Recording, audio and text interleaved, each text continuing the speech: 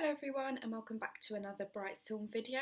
Today I'm going to be reading chapter 20, which is called Thought Wolves.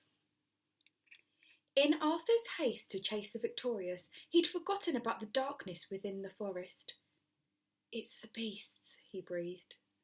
Judging by the height of the eyes, the creatures were enormous, much taller than a person. "Don't make any sudden movements," Harriet said. Piercing emerald eyes shone in every direction. They were surrounded. Then Arthur's head buzzed as though a wave of electricity passed through him, and he felt the creature in his thoughts, probing, testing, demanding. Inside his mind were powerful feelings which started to form words, like the messages he'd heard before. But it was too confusing. Harriet must have heard too, this time because they both clasped their ears to block it, but it was right inside of them. "Run!" Harriet shouted, grabbing his arm. But her sudden movement seemed to release the creatures, who charged from the surrounding forest, snow flying from beneath their great paws. Arthur and Harriet spun around frantically, but there was nowhere to go, and all he could see was fur and great white teeth coming for them. An enormous beast, twice the height of him, pounced. It crashed into him and bowled him over, tumbling to the frozen earth before pinning him with his great paws and huge muscular shoulders. Another held Harriet beside him. Paralysed by fear, he shut his eyes tight, praying it to be over quickly. The creature's paws were heavy on his chest, the pinch of claws threatening to bite into him. The feeling was in his head again, forming into a word. It said fear. But it wasn't coming from him, it was coming from somewhere else. He tried to block it out and forced his eyes open. The creature's wolf-like face stared down at him, its snout curled with a fierce snarl and its hackles raised. "Do you fear?" Its great shoulders tensed as it seemed to wait for his reply. Arthur's whole body trembled, but he forced himself to stare back. Dad would have faced it head on. If this was his end and it was to be the same as Dad, then he should at least try to be as brave as his father would have been. Terrible scenes raced through his head as he imagined these terrible creatures killing Dad and the crew. The great wolf's head tilted, and then came the feeling inside his head again. Words trying to form. He didn't want it there. "Fear, you fear," the words said inside him. Perhaps his terror was sending him mad. "Stop!" he blurted, shaking his head. "Arthur, don't provoke it," Harriet urged beside him. "Look," the voice in his head said. The claws dug into his chest. "Just kill us and be done with it," Arthur urged and squeezed his eyes shut. The voice sounded in his head strong, clear, and somewhat calmer. "Look." The pressure on Arthur's chest eased a little. He opened his eyes, his pulse racing in a constant stream of beats. The great beast's face was inches from his own, but for some reason it still held back from attacking. More words rushed in Arthur's head. The creature was trying to communicate something. A question formed inside Arthur, something about hearing or listening. He forced himself to look into its eyes, and the words seemed clearer. "Can you listen?" After a moment, Arthur nodded shakily. Words flashed through his mind too quickly to grasp, and he felt too panicked still to hear them. The sound of his own heart thumping against his ribs was louder than anything. "Please don't hurt us," he thought. The creature tilted its head again. What did people say in situations like this, meeting strange, hostile creatures? "We come in peace," Arthur thought, but it sounded ridiculous. "You are in pieces?" came the reply in his head.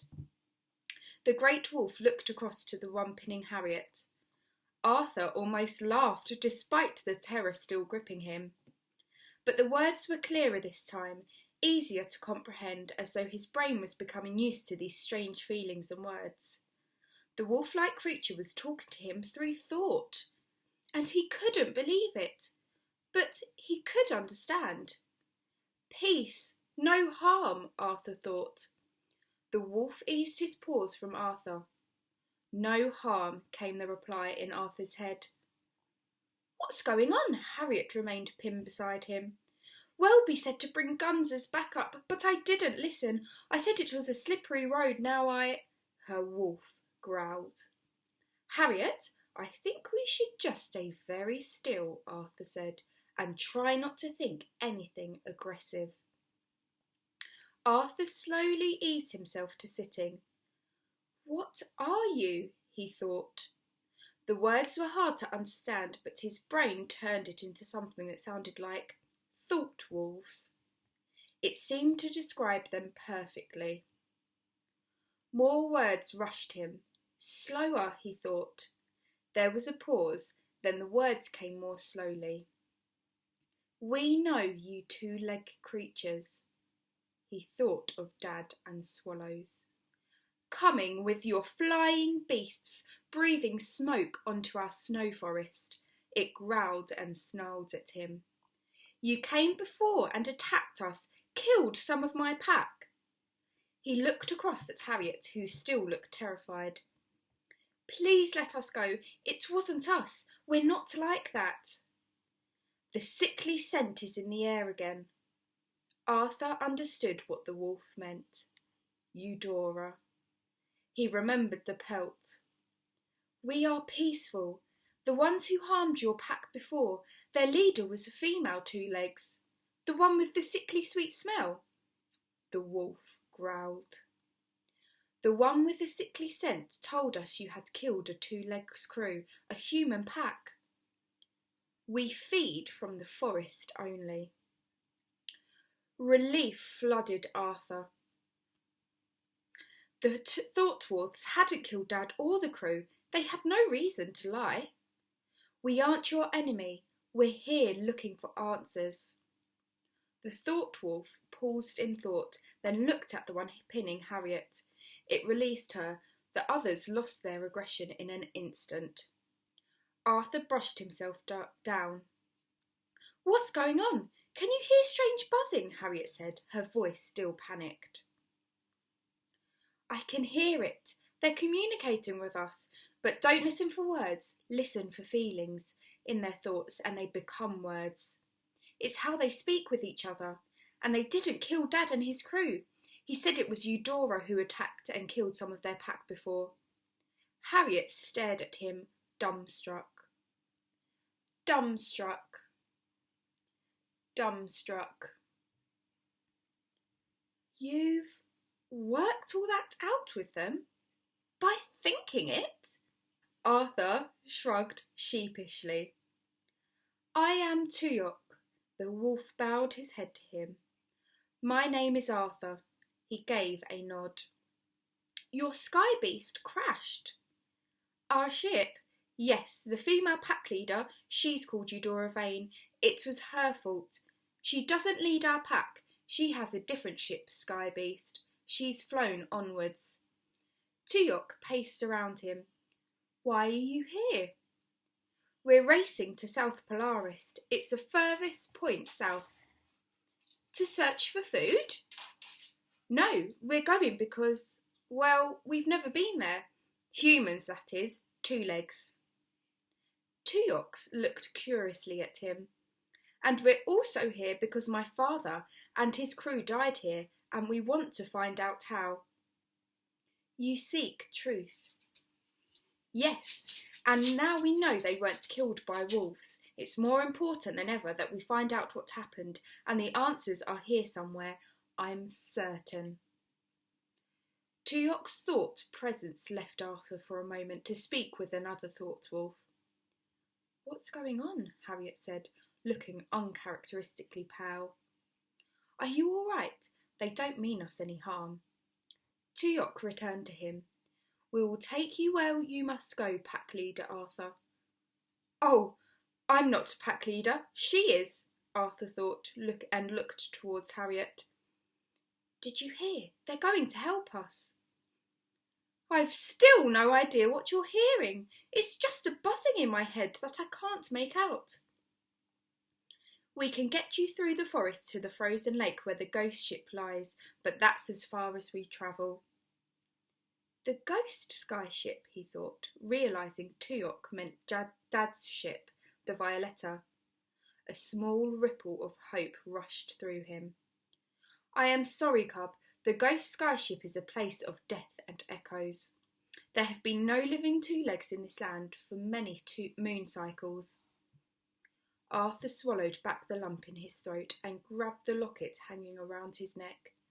He'd been told before that his father was dead, but he had to keep on hoping until he knew for certain, until he had proof of death to match his proof of life. But you may find the answers you seek there. We hope so, and we want more than anything to still beat Eudora Vane to South Polaris. Tujok growled at the thought of her. What is it saying? Harriet asked. They're taking us to the frozen lake. Harriet looked at him with utter astonishment. Then a great smile broadened her lips. It seems luck is back on our side. We need to go back to the ship, get Felicity and Maudie and pack supplies. Tujok bowed his head. We will meet you back here.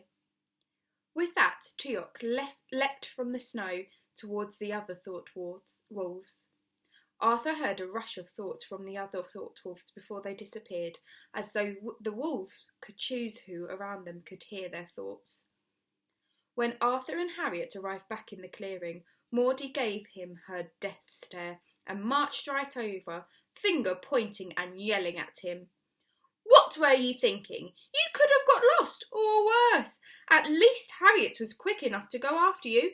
You could have been eaten by the beasts. Wait, why are you grinning? She stamped on his foot. Ow! I'm trying to explain, Maud. We met the beasts, except they're not beasts. They're thought wolves, and they're nothing like we'd been led to believe. They're amazing. They speak through their thoughts, and I can understand what they mean. Their pack leader, Tujok, spoke to me and said Eudora killed some of them last time. They've never harmed a human, so that means... Stop talking so fast! You're telling me you've spoken to wolves! She gave Harriet a sideways glance. He must have hit his head pretty hard. It's true, said Harriet. Incredible, unbelievable, but true. So the wolves definitely didn't kill Dad and the crew? He shook his head. And you know this because they speak to you through thoughts? They're sapient creatures, but unlike any other sapient creature in the first or second continents. They show a higher level of understanding. It's as though they've taken it to a whole new level. They can actually talk to us. That's pretty amazing, Artie, she said, her eyes telling him that she still doubted it. And they're going to take us further. Maudie paused, then shrugged and said, What are we waiting for? Quickly they packed for their journey. Felicity was more than pleased to be coming along, but first insisted on taking Welby through the fine details of how to feed the remaining crew and how to ration. I'm well versed in this kind of affair, madame, he said, raising his great eyebrows. Harriet spoke with Forbes, Gilly and the others, giving advice and instructions on what could work and drawing hurried plans. They dressed warmly and packed rations, tools and essentials into their backpacks. Parthena circled above, keen to get going. Queenie tottered out through the wreckage of the Aurora. Purr? Harriet picked her up and stroked her thick fur. I'm sorry, dearest, but you need to stay here and look after Welby and the others. The four explorers said their goodbye to the rest of the crew and disappeared into the darkness of the forest. Tujok and his pack were lying together in the snow where Harriet and Arthur had left them, keeping each other warm. When he saw Arthur, Tujok stood and stretched out his paws. Maudie tensed and Felicity grabbed her. Towering teapots, are you sure about this? Arthur Brightstorm. They're really friendly, he smiled. They're really enormous, Felicity said shakily. Maudie frowned. I can hear thoughts, words. Someone else is in my head. Well, it's all a bit jumbled, but that's weird. What are you meaning by that, Flower? I can't hear anything apart from my knees knocking, Felicity said. Harriet looked thoughtful. Interesting. Of the four of us, it seems it's just you two. Perhaps young minds are more open to such things. Take it slowly, Maud. If it's too fast, ask them to slow down. It gets easier with every sentence. Sometimes they all talk and it gets a bit confused, and sometimes it's as though they are able to block everything else out and can direct a thought only to you. Let's get going. Do they lead the way and we walk behind? Harriet asked. There will be no need to walk. You will ride with us, Tujok said. Arthur and Maudie both grew wide-eyed and grinned. We aren't walking, we're riding, Arthur said. Tujok dipped the front of his body to the snow and Arthur swung his legs over the great shoulders and climbed onto his strong back. It was soft and warm, like hugging a great carpet. Arthur rode pure white Tujok, Harriet a muscular, silky brown wolf called Sangilak, Felicity rode Kinnapak, and a white wolf with grey patches around her eyes like a mask, and big padding feet which went well with Felicity's own. Maudie went with Slartok, who was midnight black. They looked a breathtaking pair with their fierce stares. Ready? Said Tujok, and the instant Arthur thought yes, they took off, charging through the great snowy forest. Wow, how exciting. I wish I was able to meet a thought wolf. I'll see you next time for another Brightstorm video. Bye!